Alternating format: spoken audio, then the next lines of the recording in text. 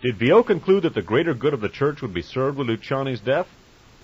Vio's behavior after the Pope's death was either that of a man who was responsible for or deeply involved in that death, or of a man suffering a severe moral crisis. He destroyed evidence. He lied. He imposed a vow of silence on members of the papal household. He rushed through an embalming before a majority of the cardinals had arrived in Rome, let alone been consulted. If Vio is blameless with regard to Luciani's death, then after the fact he most certainly materially assisted whoever was responsible.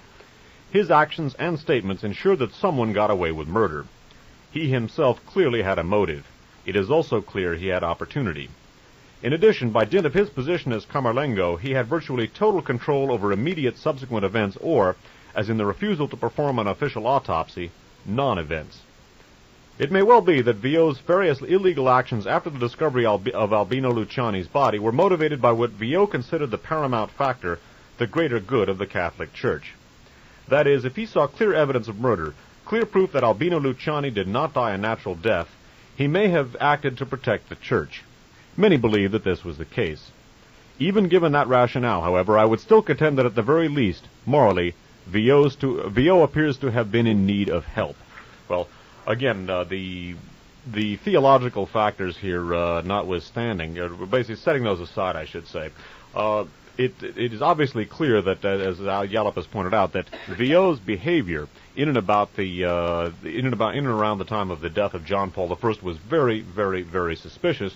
It is of more than passing significance here, we believe, that this very same Cardinal Vio was intimately connected with Vatican Incorporated. The same Vatican Incorporated which was involved with the Mafia, which was involved with the P2, an explicit fascist organization with links going back to Mussolini and the Nazis, and involved in all sorts of bloody activities, as we're going to see, and the very same Vatican Incorporated with, basically, the investigation of which, and the investigation of the machinations of which had produced all of the corpses that we've looked at: Sindona, Calvi's secretary, judges, police chiefs, and so forth, as well as some of the people who actually wound up pulling the triggers. So, the intended move by John Paul I against Vatican Incorporated and Cardinal Vio's connections to Vatican Incorporated and subsequent role in the apparent cover-up of the death of John Paul I merit serious, serious consideration here. Now, while we're talking, and I hope I'm recovered from my coughing fit here, while we're talking about possible suspects that David Yallop talks about in God's name, one of them, of course, has to be Archbishop Paul Marcinkus. If you're putting together a scenario for the murder of Pope John Paul I, of course, anybody involved in the murder of John Paul I would almost have to be, or any person who would organize such a thing would almost have to have keen inside connections in Vatican City. But of course he's talking about Marcinkus, whose connections inside Vatican City are obviously as good as they get, especially as we will find out, since he can't really leave anymore. Again, reading from the book. With regard to the murder of Albino Luciani, Marcinkus had the motive and the opportunity. Among the many functions he performed for Paul VI was that of personal papal bodyguard and security advisor. His knowledge of the security arrangements, such as they were, was unsurpassed. Exactly why the president of the IOR, and by the way that is Paul Marcinkus, he means, was wandering around Vatican City shortly after 6:30 on the morning on which Albino Luciani was discovered dead has yet to be established. Research indicates that Marcinkus was not, as a rule, near the bank premises at such an early hour. Unlike Vio, he did not live inside the Vatican walls, but at the Via Stric in Rome. Marcinkus brought many facets to his work in the Vatican Bank. Not the least of these were his elements of his early childhood in Al Capone's Cicero, Illinois. Quote, "How are your gangster friends in Chicago, Paul?" was a running joke in the early 1970s. It was heard less after Sindona's trial.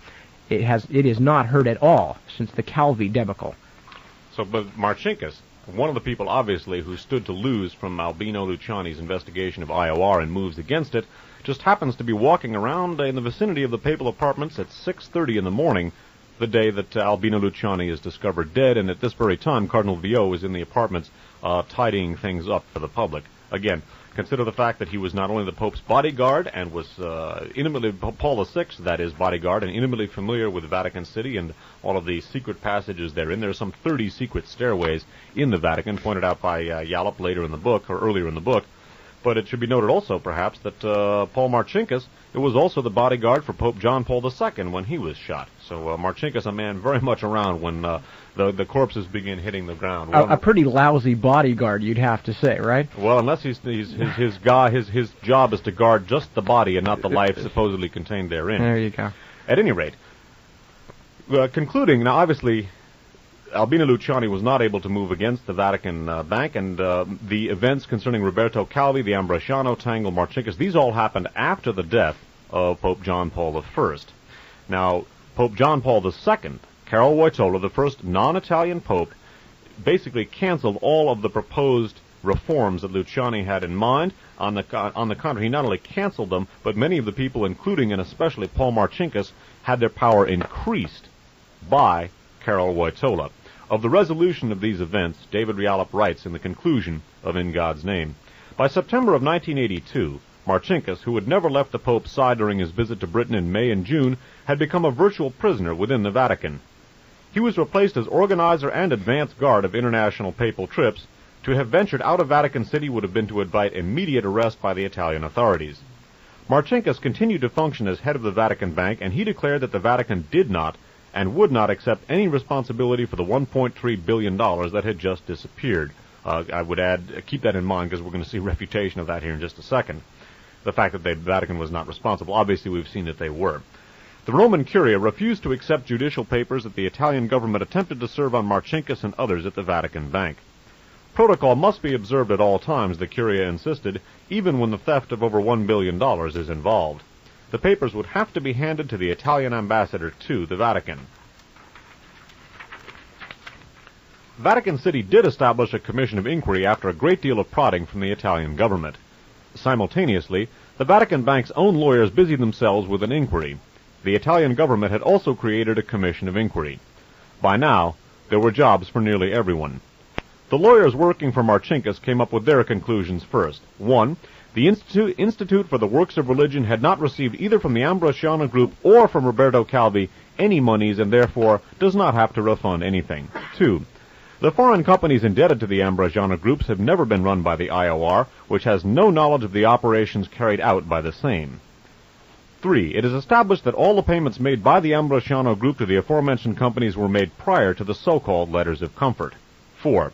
These latter, by their date of issue, have not exercised any influence on the same payments. 5. In any future checking of the facts, all of the above will prove to be true. I have already established that these Vatican facts are very far from the truth. Yallop picking up here. The Commission of Inquiry set up by the Vatican has yet to report. Its conclusions were due at the end of March 1983, then the end of April 1983, then August 1983, then October, then November. By the way, they finally came out in 1985. The commission comprises 4 wise men. 2 of them, by their presence on a commission of inquiry that Cardinal Casseroli had predictably called objective, completely invalidate any findings that may eventually be reached. 1 is Philippe Devecq, the former chairman of UBS, the Union des Banques Suisses, Zurich. Devecq still maintains very close links with the UBS. This is the bank that holds on behalf of Licio Gelli $55 million of the stolen money. It is the bank that holds on behalf of the late Roberto Calvi and Flavio Carboni over $30 million of the stolen money. It is the bank that holds on behalf of Carboni's Austrian mistress, Flavio Carboni is a business partner and associate of Calvi, by the way. It is the bank that holds on behalf of Carboni's Austrian mistress, Manuela Kleinzig, $2 million of the stolen money. And I would also interject, we're going to come back to the Union Bank of Switzerland in a later broadcast. Continuing. Philippe Devecq is also the man at the center of what the French call the sniffer planes affair. This involved a wonderful invention, the brainchild of an Italian technician Aldo Bonassoli and Count Alain de Villegas, an elderly Belgian. The invention came in 2 parts. One housed in a plane that beamed back information to the second part on Earth. Cross-sections of the geological strata many thousands of feet below the Earth's surface were then seen as technical data on a computer screen. The potential was limitless. Along with instant mineral and oil prospecting at a fraction of the traditional cost, there were also military implications. Any eye that could locate oil thousands of feet below the Earth's surface could also pinpoint a submerged nuclear submarine. Encouraged by President Giscard d'Estaing, the French oil giant ELF poured $120 million into the Count's Panamanian company, Fisalma. Villegas was the sole shareholder, and the company was administered by Philippe Douek. By the time the French realized that le sting had been played on them, $60 million had vanished. Douek told the French that the money had gone to research and charitable works, unquote. One of the men acting for UBS Zurich, who had been keeping an eye on this pioneering work in the art of international theft, was Ernst Keller, who at the time was also a shareholder of Ultrafin AG, a Calvi-owned company linked to Ambrosiano Holding Luxembourg. Ultrafin was the conduit by which the Count's Panamanian company ultimately received its initial payments. Another member of the Vatican Commission is Hermann Abs, who was head of the Deutsche Bank from 1940 to 45. The Deutsche Bank was the Nazis' bank throughout the Second World War. Abs was, in effect, Hitler's paymaster. During this period, Abs was also on the board of IG Farben, the chemical and industrial conglomerate that gave such wholehearted assistance to Hitler's war efforts. Abs participated in board meetings of IG Farben at which members discussed the use of slave labor at a Farben rubber plant located in the Auschwitz concentration camp. And I would interrupt that as we looked at in our broadcast last week, the Pope himself was a, quote, slave, unquote, at that very same camp, or one of the IG Farben slave labor camps in the vicinity of Auschwitz, so it's therefore questionable whether a man who was a slave would hire the man who had enslaved him to help handle his finances. Continuing with Yallop's account. No matter how many ex-bank chairmen or Nazi paymasters the Vatican employs, the truth will not go away. At least $1 billion in the monies owed to the various banks is the Vatican's responsibility.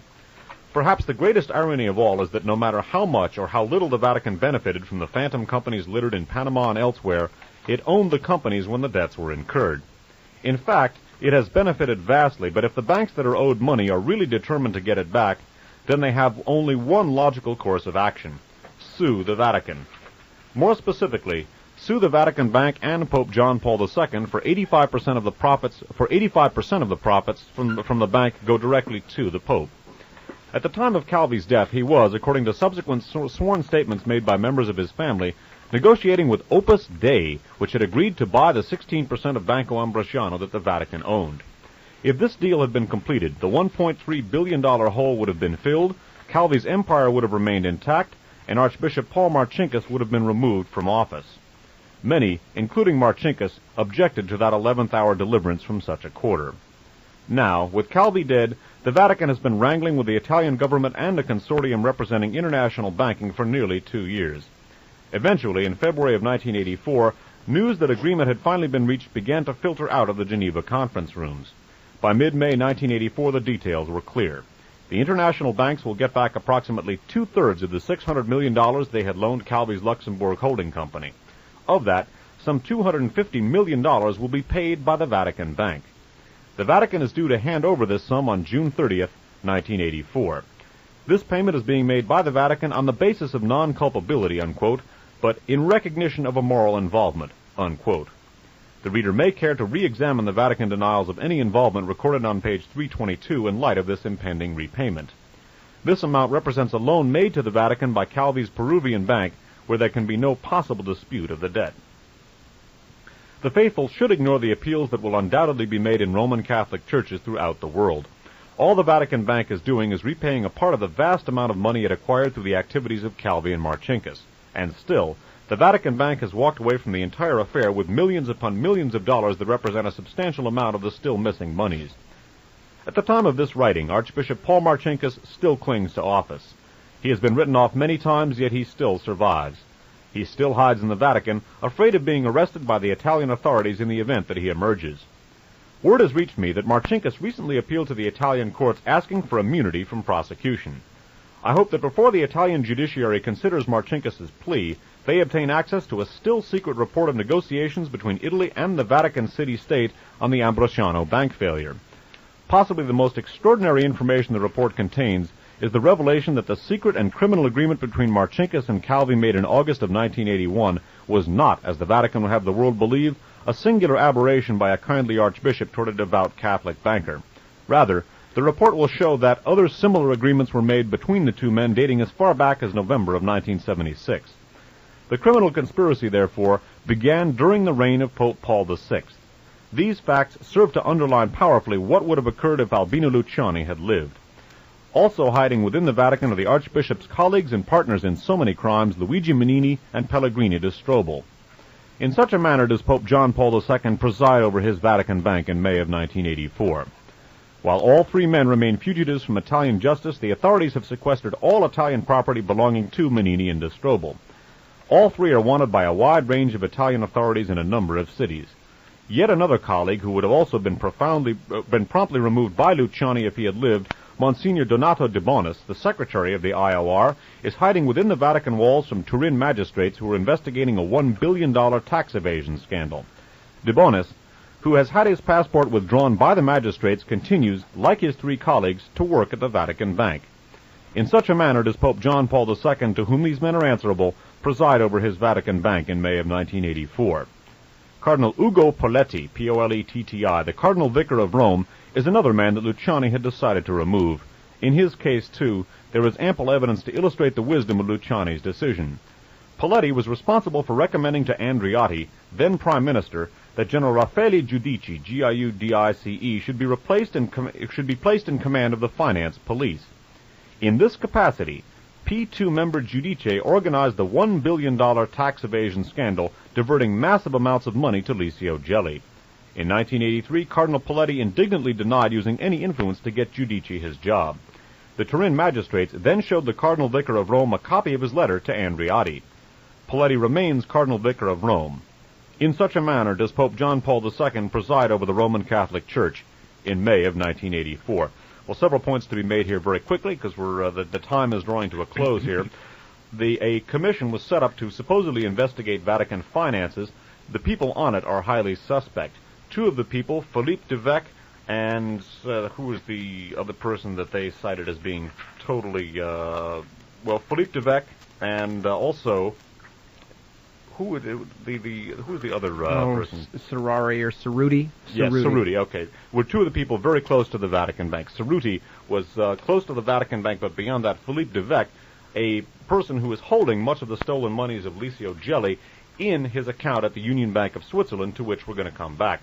Also note that Nazi banker Hermann Abs, who put forth the venture capital to build the slave labor camps at Auschwitz, is another person who winds up on this commission. Of course, Pope John Paul worked in some capacity or another at one of those very same camps. And it's also worth noting here that an organization called, hearkening back to our discussion of fascism in the Vatican last week, and remembering the fascist nature of P2, which is at the core of all of these Vatican Bank machinations, it's worth noting that a fascist society called Opus Dei, and that is not an inaccurate or biased description of that society, a society called Opus Dei has been moving up very dramatically in the Vatican under Pope John Paul II. Yes, lest anybody think that it has been anything other than business as usual after the death of the 33-day Pope John Paul I. Yes, we're going to look at Opus Dei very briefly for our last article, and it also is going to kind of point up some of the things we're going to be getting to next week when we get into the international connections in earnest. Okay, again, last segment from In God's Name by David Yallop.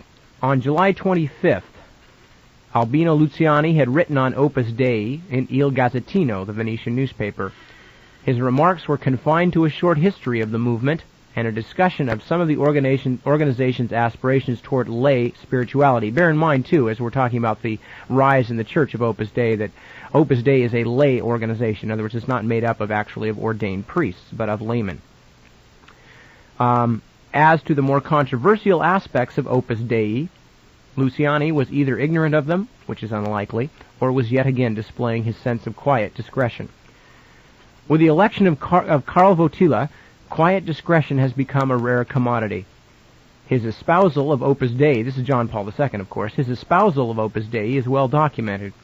In view of the fact that this Catholic sect shares many views and values with the corrupt P2, and that Opus Dei is now a force to be reckoned with inside Vatican City, a few basic details are in order. Opus Dei is a Roman Catholic organization of international scope. Though its actual membership is relatively small, estimates vary between 60,000 and 80,000, its influence is vast. It is a secret society, something that is strictly forbidden by the Church. Opus Dei denies that it is a secret organization, but refuses to make its membership list available. It was founded by a Spanish priest, Monsignor José María Escriva de Balaguer, in 1928. It is part of the extreme right wing of the Catholic Church, a political fact that has ensured that the organization has attracted enemies as well as members. About 5% of its members are priests. The remainder are lay persons of both sexes. Although Opus Dei has members from many walks of life, it seeks especially to attract those from the upper classes, including young professionals, with potential to rise to positions of power. Dr. John Roche, an Oxford University lecturer and former member of Opus Dei, describes it as, quote, sinister, secretive, and Orwellian. It may be that its members' preoccupation with self-mortification is the cause for much of the news media hostility that has been directed toward the sect. Certainly the idea of flogging yourself on your bare back and wearing strips of metal with inward-pointing prongs around the thigh for the greater glory of God might prove difficult for the majority of people in the latter part of the 20th century to accept. No one, however, should doubt the total sincerity of the Opus Dei membership. They are equally devoted to a task of wider significance, the takeover of the Roman Catholic Church. That should be a cause of greatest concern not only to Roman Catholics, but also to everybody else. Under Pope John Paul II, Opus Dei has flourished. If the present Pope is not a member of Opus Dei, he is to its adherents everything they could wish a Pope to be. One of his first acts after his election was to go to the tomb of the founder of Opus Dei and pray. Subsequently, he has granted the sect the status of a personal prelature, a significant step on the journey to Cardinal Cody land, where one becomes answerable only to Rome and God. The organization has, according to its own claims, members working on over 600 newspapers, journals, and scientific publications scattered around the world. It has members in over 50 radio and television stations. In the 1960s, 3 of its members were in the cabinet of Spanish dictator Francisco Franco, helping to create Spain's economic miracle. The head of the huge Rumasa conglomerate in Spain, José Mateos, is a member of Opus Dei. He is also currently on the run after disclosures concerning the network of corruption he built, a network not unlike that of Calvi. Opus Dei is massively wealthy. José Mateos alone has funneled millions into the organization. A considerable amount of the money from Mateos came from illegal deals with Calvi, perpetrated in both Spain and Argentina. P2 Paymaster and Opus Dei Paymaster. Could this be what the Church means when it talks of God moving in mysterious ways? So again, under Karol Wojtyla, not only are all of the proposed reforms that Luciani was undertaking shelved, but many of the people, including Marcinkus, move up in power, although obviously the Ambrosiano scandal has basically confined him to Vatican City.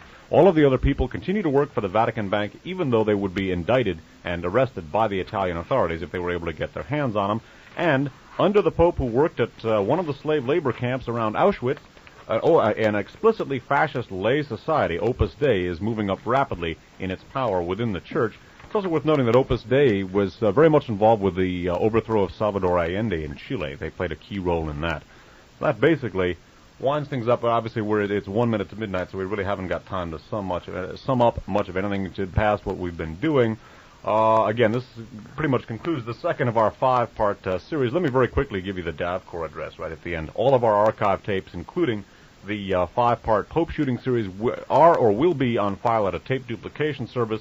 The name is DAVCOR, D-A-V-K-O-R-E. They're located at Suite 1300D, as in DAVCOR, Space Park Way, 3 words just like it sounds. That's in Mountain View.